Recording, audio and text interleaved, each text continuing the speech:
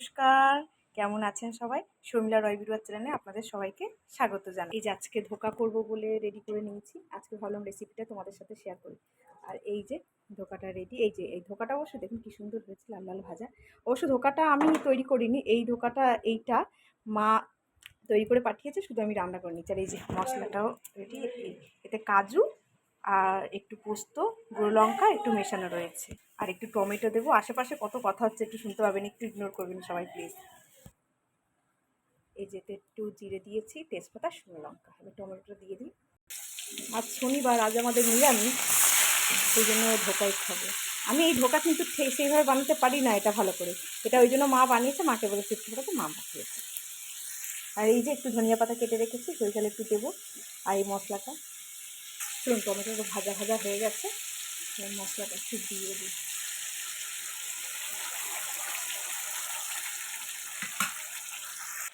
এই যে ভালো করে ফুটছে, একটু পরিমাণ মতো নুন, হলুদ আর একটু মিষ্টি দিয়ে দিতে হবে। দিয়ে দিয়েছি এগুলো অবশ্য। এই যে আলু ভাজা হয়ে গেছে। আমি আলু ভাজাটা আগে দেখাতাম, কিন্তু আমি আলু দিতে ভুলে গেছিলাম জানেন বন্ধুরা। তারপরে এই যে আবার এই মশলাটা আবার তুলে আবার আলু কেটে ভেজে এই আলুটা এরকম করে দিচ্ছি, তার মশলাটা দিয়ে দিই।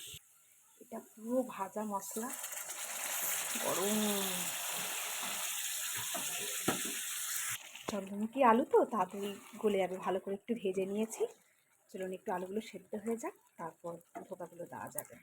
এই যে ফুটছে, ঢাকনাটা এবার খুলবো।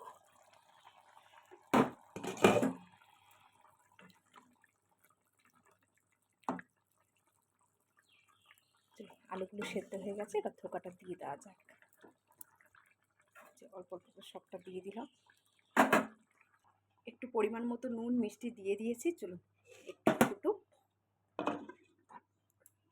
আর জানেন তো আজ আমাদের নিরামিষ, তাই এই যে একটু আটা মেখে রেখেছি। আমি মাখিনি, এই যে দেখছেন আমার হাতটা কতটা পুড়ে গেছে, সেই জন্য আজকে দিদির মেয়েকে দিয়ে আটাটা মাখিয়েছি। আজকে শনিবার, তাই আজকে ধোকা করলাম, আর ধোকা রুটি, আর পাতে আছে মিষ্টি। ব্যাস, আজকে শনিবারটা এইভাবেই কাটলো। এই যে লেচি কাটা হয়ে গেছে, চলুন তরকারিটা দেখা যাক। এই যে হয়ে গেছে, আর কি সুন্দর গন্ধ উঠেছে। একটু ধনিয়া পাতা, একটু গরম মশলা দিয়ে দেবো। একটু আপনারা চাইলে কিন্তু একটু ঘিও দিতে পারেন, আমি একটু অল্প ঘি দিয়েছি, কিংবা যারা বাটার খায়। আর হিং তো আমি দিই না, আপনারা চাইলে হিংও দিতে পারেন, মানে যারা খায় পছন্দ করে হিং খাওয়াটা। হিং তো অনেকেই খায়, বাট আমি তো খাই না, যে কারণে হিংটা আমাদের ঘরে কোনো খাবারেই হিং চলে না। চলো তরকারিটা এবার নামিয়ে ফেলি। আজকে শনিবার দুপুরে ভিডিওটা এখানেই তাহলে শেষ করছি। কেমন লেগেছে অবশ্যই কমেন্ট করে জানাবেন। আর আমাকে যারা যারা সাবস্ক্রাইব করেনি তারা প্লিজ আমার চ্যানেলটাকে সাবস্ক্রাইব করুন আর আমার পাশে থাকবেন। টাটা।